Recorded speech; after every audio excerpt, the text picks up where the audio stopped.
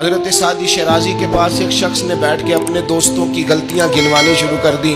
ان میں یہ بھی غلطی ہے، یہ بھی غلطی ہے، یہ بھی غلطی ہے، یہ بھی غلطی ہے، یہ بھی غلطی ہے.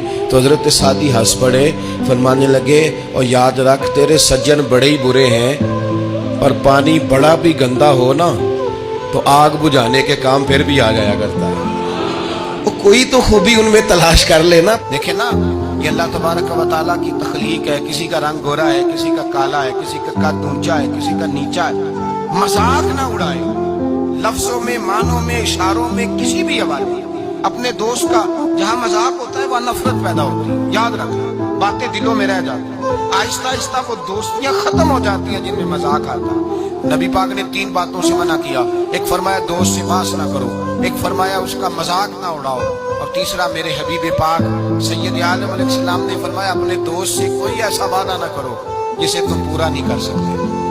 کوئی ایسا اس کے ساتھ وعدہ نہ کرو، کوئی ایسا وعدہ نہ کرو. اپنے دوست کے ساتھ وہی بات کرو جس پر تم پورے.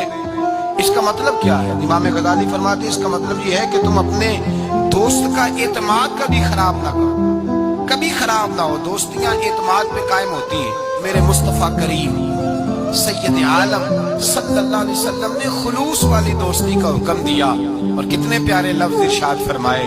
فرمایا میرا مومن تو وہ ہے کہ جو چیز اپنے لیے پسند کرتا ہے وہی اپنے بھائی کے لیے بھی پسند کرتا ہے.